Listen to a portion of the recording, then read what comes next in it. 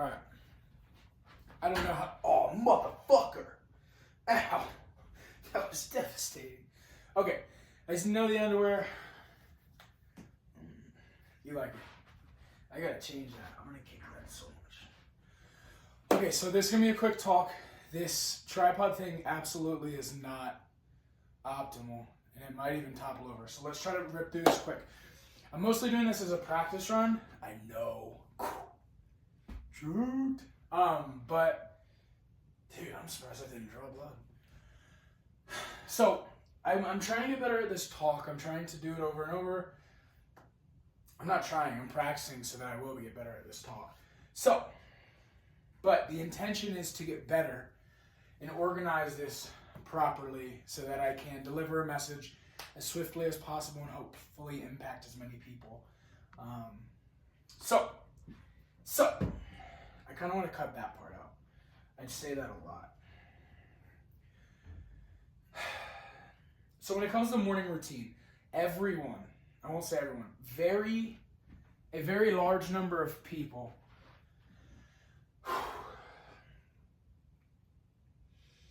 when you're in the self-improvement space, a lot of coaching people like to come out and talk about self-improvement as a good or self-improvement as a bad thing. I've heard people praise it. I've heard people absolutely obliterate it and say, you're a moron, don't be running through an hour, 2, 3 hour hour-long morning routine, it's foolish. I've heard people say, I can't live without my morning routine. This could be 15 to 20 minutes. So if you are like, oh, I don't know about this, wake up 15 to 20 minutes earlier. Wake up a half hour earlier. Do this. If you have children, if you're in a position where you're not really, I believe that you just need to be offensive with your morning. Right here, this is the most obvious thing in the world. The plane's going down. Do you put the mask on ya honeybee or do you put it on you? Forever, I was the guy that's like, no, I'm going to put it on me first, or on her first. It was a pride thing. It was an ego thing. I'm going to put it on me so I can think straight and then see how I can solve problems in here. And I'm not special, but I am always in this current pursuit of becoming more intelligent, more wise, just a better version of myself. So if I'm the one on the plane or I'm the one in life that's taking care of myself so much so that I can serve others, then it is at the end of the day extremely selfless to first serve me. I talk about my boy Jesus all the time, right? Whether you want to turn a blind eye to faith or you're very faithful in whatever religion or belief, my man Jesus, he won over like 30% of the crowd. I mean, look around. So there's good principles there. And even him, he went to the woods, he went to the mountains in solitude and prayed. Point being, you must fill your own cup first. You have to fill your cup. I'm seeing so many situations in my current life of people I know and people that I've just met where they're just pouring into everyone else's cup from an empty cup. And then you may be able to put on a show for a while, but then you take a step back from your life, you don't work for a day, or you have a weekend off and you sit there and you're like, I'm fucking miserable. I hate my life. And there's so many people that I'm trying to figure out the best way to come at it in person. Because there's so many people that just want to be all right. And it's like, I'm not telling you that I'm all right and I figured it out. I am telling you that this safeguards, and I have a very large set of skills in daily activities throughout a day that take a minute, or this could potentially take 15 to 20, that reset my day and help me be much more prepared for anything that life has to throw at me. And I actually have gotten to a point where the frames that I used to look at life, the lens in which I looked at life through, used to be crummy as shit. And now I'm just excited. I'm genuinely it's optimistic. I am optimistic, meaning I am not ignorant or blind blindly looking at the facts of the negatives in the world. No, but if you look out there and you worry about everyone else and everything else being the problem, you have no fighting chance. But if you always look within yourself, and I'll probably say this in every video I ever record because it is a fact, if you look within yourself, you have full capabilities on those reins. And the more you bring awareness to these things, you're a human and we're rascals and we're programmed from 0 to 7 years old, Yeah, I get it. You can never see all your blind spots and be perfect, but you can strive to become better in each moment, and it's extremely exciting. And I can tell you from experience, I have been homeless, jobless, carless, and still never hopeless. And extremely enthusiastic and excited to impact people by impacting myself. Because better is a book than a well-built house. You can take any asset from me, anything, all of it, and I will rise up. Not because I'm special, not because of this or that, not because I can leverage people that will just give me things, because I'm building a person that's valuable in the marketplace, but in human connection, and a person that's valuable enough to bring myself through a day. So, I don't mean to preach on me, but there's times where I'm extremely proud of where I've come. And it's not always the easiest to look back at the very beginning, because that dude is... People that know me now would never guess, you know? But I've been the person that's gone from the default of absolute shit to the man that I am now, and the man that I'm becoming. And it's extremely exciting for me to talk about, because I know for a fact it is replicable. I know it's a system. Watch it. Okay, so everything that I'll ever say is absolutely stolen from greats. I've studied anybody from self-improvement to extremely successful entrepreneurs to extremely successful world leaders, USA leaders, team leaders,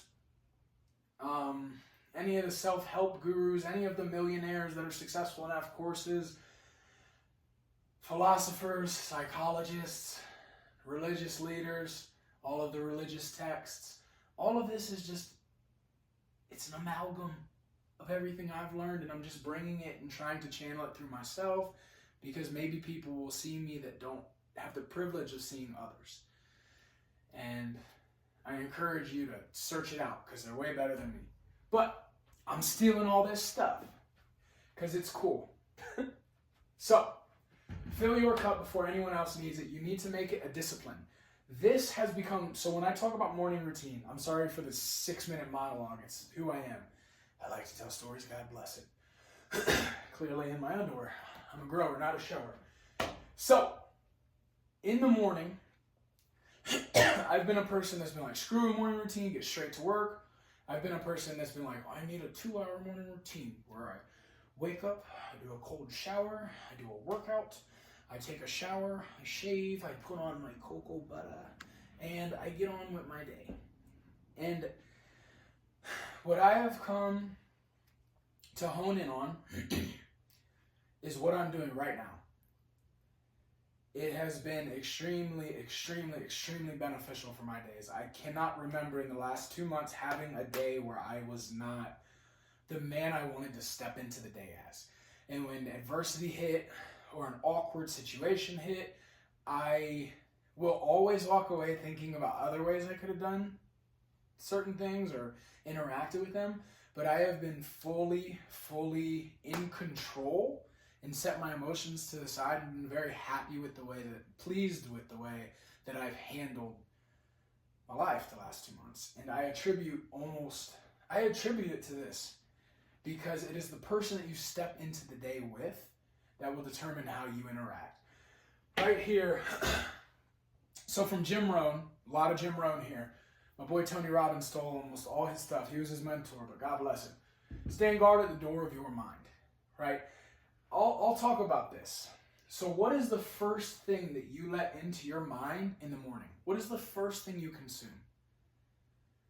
I want you to seriously think about that and actually write that down. Think like, you know exactly what you do first thing. And don't lie. 3 months ago, I was the guy that would roll over and I would grab my phone, and the first thing I would do would look at the time, turn off my alarm, and then I would hop on. I would slide down to see any notifications, so if a text came through, I'm looking at that. I would hop on Instagram out of habit, Snapchat. I would clear all the social medias and look at all the stuff. And on social media, you scroll through, oh, this person's doing this person. Even if it is positive, we still have this. We are inclined to always compare. And very rarely do we look at that stuff and say, oh, hell yeah. Sometimes we do, but there's still this little seed of you that's like, they accomplished that and I'm laying in bed. Because you're comparing the version of you that is in the moment to the version of them that is the highest of, right? So that is the version of me that I never want to go back to. Picking up my phone and taking in all of this stuff as soon as I wake up. So I ask you again, what is the first thing that you let into your mind in the morning? Is it the world? My dad wakes up on Sundays, dude. And the first thing he watches, and I pick on my dad a lot, I don't mean to, it's just he's been my greatest teacher because I've seen things that I liked and wanted to adopt, and I've seen things that the world didn't react well to him, so I wanted to discard, right? And so on Sundays, he wakes up and he watches the news first thing in the morning, 7, 8 a.m. And he's sitting there and just watching about wars and violence and the division of a country and politics and everything, death, all of the negative stuff immediately. And he's sitting on that couch saying, fuck, see, this is the fucking problem with your generation. This is fucked up. See, this is your shit. This is y'all. And then it goes into his day, and then he's sitting over there cooking his eggs, literally under his breath, bitching. And he's kind of a grouchy dude the rest of the day. Then there's another, and that's 80% of the time. There's another version of my father where he wakes up on Sunday. He's like, gotta mow the lawn. Goes out, mows the lawn, gets moving, changes his physiology, breaks a sweat, uses his tissues, that organ pushes out that sweat. And he comes back in and he's like, let's go get Jersey Mike's. Like, not the best choice, Pop, but what is he doing? He's completely changing his entire day, his outlook on life, the person that he steps into the day as, by his first task. So in relation to your first task, that is a discipline. It can become a discipline. What I have done every single morning, I wake up and I pick up the Bible, right? Like I said, whatever you need to do, but do not tell me, I don't really care what you have to say, that picking up Instagram and doing this or that is your thing. It is not. It's not serving you. You're serving the world. You need to look within. Read some text. Journal something. Write out who you want to be for the day, every single day. You have to spend time with yourself to decipher who the fuck you are. I know. I get pissed off. Because a lot of people will try to, what is it? I heard a quote, it's easier to fool people than it is to convince them. And almost everything can be turned inward. Because we are all one, probably. So when you think about that quote, it's easier to fool someone than convince them. How often do you find yourself fooling yourself into believing some bullshit narrative instead of trying to convince yourself that there's a negative or a positive outcome? That is the question you should be asking. After I pick up my phone and go through my day, 7 out of 7 days, negative or positive outcomes. 30 out of 30 days, negative or positive outcomes. And then personally, I've done the tests myself where I've been doing this. So I pick up the Bible about 30 plus minutes. It's typically 45 to an hour. And I'm just reading. My hero, I picked him at 16 years old, is Jesus. Seems like a good one. So I literally read his words, his actions. And it is a good person to emulate. And it's the person I've always aimed at being like. So I study how to be like that. And it's very spiritual if you actually read through stuff. And there's a lot of faith interlaced in there. And faith is a whole nother video. But It's just, I bring all of this together and I step into my day. I overdo it 30, 45, an hour long. I have time because I wake up earlier. And I understand that if I had a family, it probably would change. You have to change that to 20 minutes. But then, the next thing I do is called priming.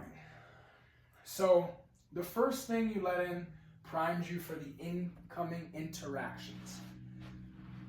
Think about this. When my dad watches the news on Sunday, he sees war, violence, violence, violence. It brings his mood down.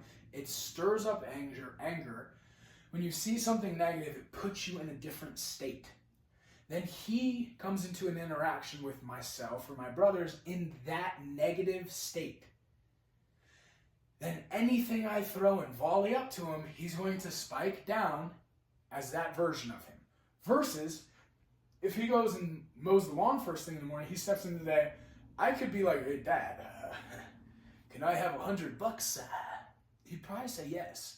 Well, I've never tried it. But it's a good thought because every time I have tried it, I'm like, hey, Dad, where should I get this for lunch? And it's a yes, right? And I always, when I was doing it, growing up, I never really boiled it down, simmered out the ingredients of how did that happen.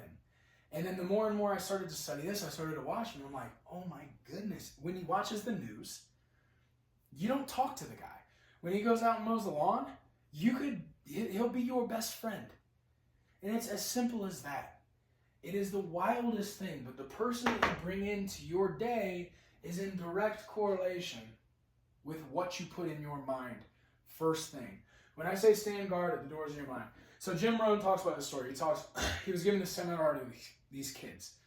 And he asked the kids, I'm not going to do my Jim Rohn voice, it's a little late. He's like, so I asked the kids, I couldn't help it. So I asked the kids, what happens if someone puts sugar in your coffee? Right, they could be your worst enemy, but what happens if they put a little bit too much sugar in your coffee? Right, and if you see my face, it looks like you spit it out, I think. Pretty good artist. It's going to be a little sweet. That's about it. Even if your worst enemy throws that sugar in your coffee, it's going to be a little sweet. But then he says, I asked the kids, what happens if I even put one drop of strychnine in your coffee? It's poison. What happens? And the kids are like, well, you would die. And he says, that's right. Lesson 1, life is both sugar and strychnine. In lesson 2, you better watch your coffee. Right? We have things that lift us up. There's a positive outcome. Think about when you first start talking to that girl you really like, or that guy you really like, and they send that text. It's like, good morning, beautiful. Good morning, handsome, with a smiley face. You know it's on. You sit up in bed and you're like, oh, goddamn, I'm going to whistle through the rest of this day. Or, I had a friend the other day who got a text from a family member that's like, hey, I need some more money for bills. Ooh, his energy dumped. It dropped. And it's like, not to come at anyone. I do that all the time too. But that is why you pick up your phone first thing in the morning, even if it's the most devastating of news. Would you not rather be a better version of yourself to handle the devastation, to potentially lift up the situation? It's all dependent on what you bring into your mind first thing in the morning. This goes for the rest of your day. When it comes to all of this stuff, at the end of the day, for example, when my friend got the text message about having to pay the money and it kind of brought up some stress, the motherfucker was singing in the car with me. Literally 5 minutes before. It was a great day. Fitness, friendship, singing in the air. A little hot. It's Phoenix. But gets the text, and immediately, like for the next probably 30 minutes or so, before I called it out, it was down. And it's just, what if your phone was out of service and you couldn't have read that text? It never would have happened. Right? And that is all you have to do to place these things in a different frame. And I'm not saying be negligent to the things going on in your life. They may be very important. They may not. You may make a bigger deal out of it. All I'm saying is, when you get better at priming yourself for the day, you're going to handle a situation like the best version of yourself, right? I'm going to do this real quick. We're going to shrink this thing, and I'm going to finish this off. I know this video was not that fire, but I'm still kind of working through how this is going to go. But, so to close this, this is a little drill, right? So, this is from Tony Robbins, okay? So you can go through this. I would prefer you to close your eyes and don't stare at me because that would be super weird. I would also encourage you to look up Tony Robbins' priming video because he does it 10x better, and there's a little bit of background music that's pretty hot. It's like a 15-minute video on YouTube. But I want to explain it a little bit.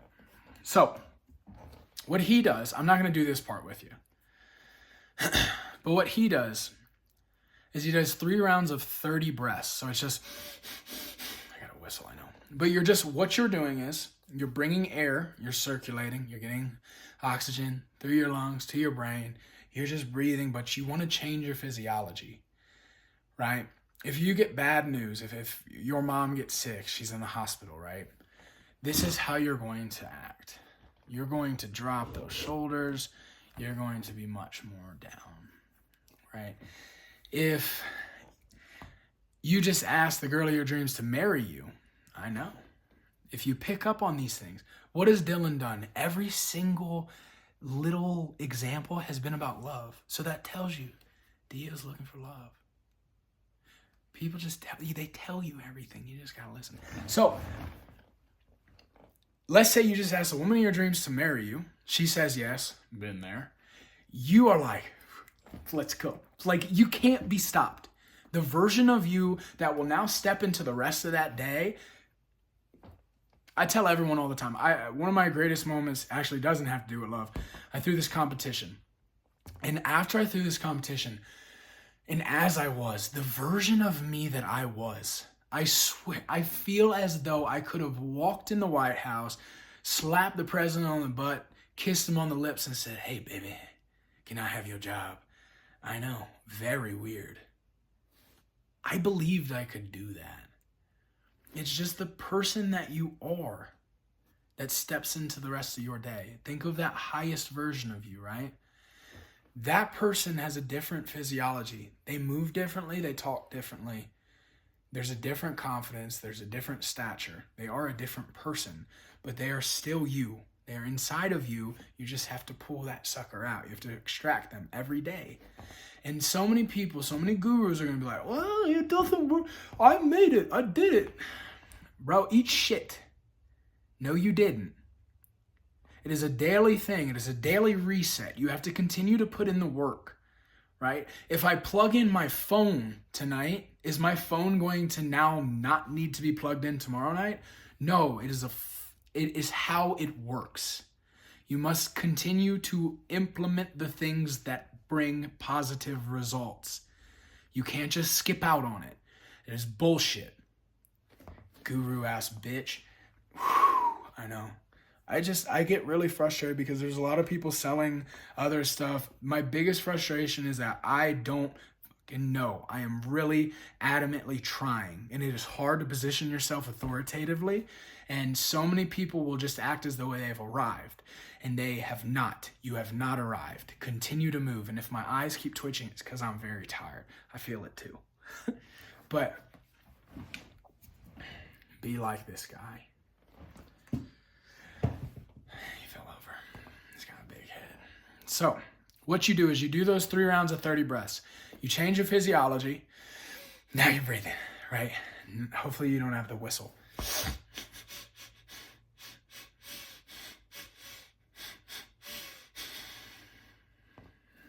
Thank you. So then what you do is you do 3 things you're grateful for. Typically, I only do 2. I do a little abbreviated version. Now, gratitude is a huge, huge hot button You can't be upset and grateful at the same time. You can't have contradicting thoughts. Be grateful and you will be happy. First off, once again, do not chase happiness. Chase progress. Think about what makes you happy and then reverse engineer that. Break it down. Why did you become happy? What was the discipline? What was the implementation prior? What was it? Because happiness will fade. Must say it. But to be grateful. Two things. First off, when you have moments of joy, when you have moments that you are grateful for in the moment, take a step back. Throw your damn phone to the side. Snap a quick pic if you must. Breathe it in. It's such a concept that people press upon me that like, Dylan, you're just so good at like living in the moment or just being grateful for the things yeah, because I'm very actively trying to be. I'm not special. I take a step back when it's a beautiful sunny day, when the leaves are splashed on that blue sky. There's not a cloud in sight with a slight breeze of 72 degrees. I appreciate it. I was with friends who are pretty much family now up in southern Utah yesterday, and we were all sitting on the porch, and I feel like a Hallmark card, but I'm just being honest. They say, well, Dylan, they were going around in a circle. They're like, if you could snap your fingers, your life would be exactly the way you want it right now. What would it look like? And I'm like, guys, I love this moment. I'd be right here. I have everything I need as me. Everything else is an add-on. And if I just continue to improve every day, then the journey is exactly what I've always been looking for. So why would I want an end? It makes no sense. Then there's no pursuit.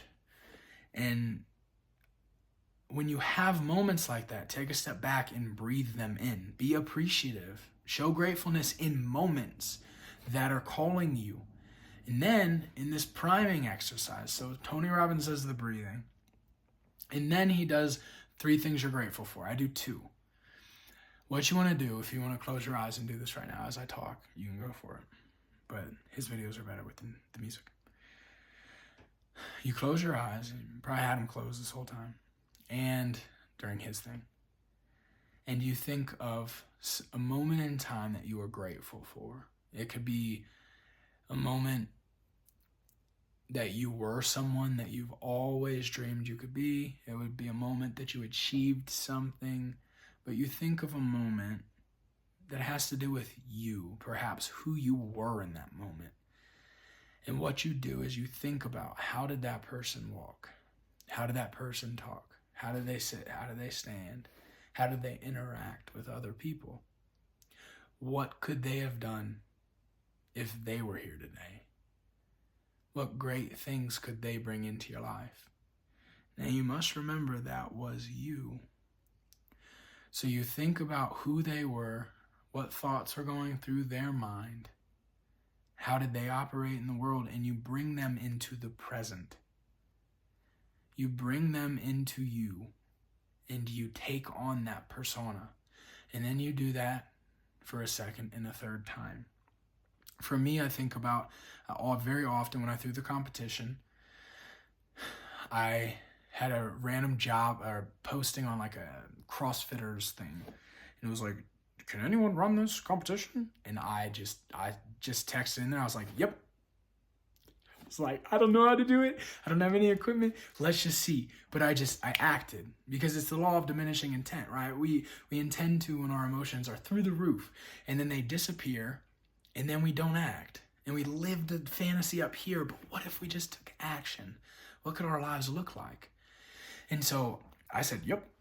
And immediately he messaged me privately. He was like, it's yours. You sure? And I was like, yep. And then the exhilaration, the excitement, oh my God, I got to figure it out. It hit, but I said yes. And I took action on a feeling that I wanted to bring. And all of a sudden I was D-Hill. And so I started to make calls. I started to move some things around. And by the end of day 1, I already had a few people on board to help me, and I had equipment coming and a partner to run it with. And it was just like, that dude could move mountains because there was no doubt in his mind. He believed fully that if he just pressed forward, he could do it. And so I think about that dude, and that guy would talk to anyone. He would have any conversation and courageously walk into any room with a smile on and get them to love him and believe in him. And so I bring that fella to the day that I am in when I am doing this exercise. And then I do 2 more. And then in Tony Robbins' priming video, he'll do like a kind of like an energy movement through the body. You could be into that. You could not be into that. I'm kind of into that. It just brings awareness to everything in your body. You can be as floofy as you want to be, and you can be as floofy as you don't want to be. But I don't know, that might have made sense. So then he thinks about sending some love to some people. So I'll send some love to people, that whoever comes into mind. It's usually 2 people I'm very grateful for in my life, and it is the most random people. And I really try to go the extra mile when I get off. Sometime throughout my day, I send them a video just telling them, because it fills your cup of connection, right? And it also, like, imagine all the people that you think about in the day that you're just like, man, I really love that person. I really appreciate them. Imagine if you told them. It might be a little awkward at first, but imagine if you got a text that said, hey, I just wanted to reach out and say, I was thinking about you today, and I really appreciate the fact that you were in my life, and I love you very much. What would that make you feel like, right? So this is the process of filling your cup in this priming exercise. So that motherfucker's probably going to runneth over, spill a little bit to some people in your life. And then he calls it the 3 to Thrive. Once again, I only do 2 of these. But my intention of doing this is to bring the person to the moment, the person that I've been in the past that I know I can be and want to be today. And I bring that person to the surface. So 3 to Thrive is literally manifestation. I believe this is the most logical explanation of what manifestation is. Manifestation has become this thing where if you say it enough, it'll come true. Jim Rohn said, and I'm a strong believer in this statement, it's beautiful to me. Affirmation without discipline is the beginning of delusion. You can say, he uses an example, he's like, if you have a garden and you see the weeds are coming and you say, there are no weeds, there are no weeds, there are no weeds, well, they take your garden. But if you affirm the truth, oh, there are weeds, and then you do something about it, now you have a discipline in place for the extermination of the weeds. So it's the same thing if you sit here and just say, I'm going to be successful, I'm going to be successful, I'm going to be successful. Good luck. I hope the best for you. But that's not the route I'm going to take, because it hasn't worked for me. But this has very much. And so affirmation without discipline is the beginning of delusion. So you must implement disciplines to bring the manifestation, to bring the affirmations into fruition. And manifestation comes in the form of this 3 to Thrive, because what you do is you, just like the gratitude portion, you think about a moment in the future. So let's say for me, let's use something. So I just moved up here to Cedar City, Utah, and I'm going to start doing these. I've been doing this like fitness model where it's fitness and then it's kind of character development after, and I'm going to start to run them at the gym. I have no say-so in that. I have no direct path to doing that, but I will be doing that. And because I'm going to make it happen. But as of this moment, it is more of a hope, a goal, a dream and a goal, right? But what I would do is I would think about maybe a few action steps to get that to come, which I was already thinking about while I was washing dishes a little bit earlier. And then what I would do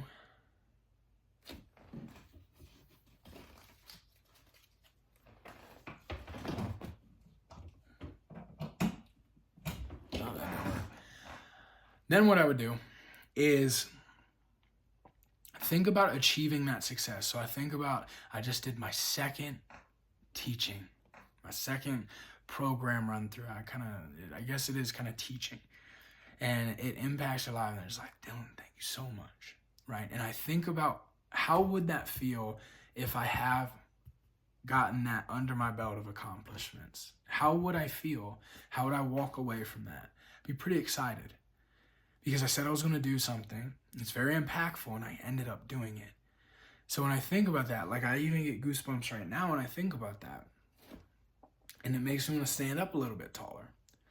And so you think about that, and now you've created a couple of action steps on accident, but as well as bringing the person that has done that.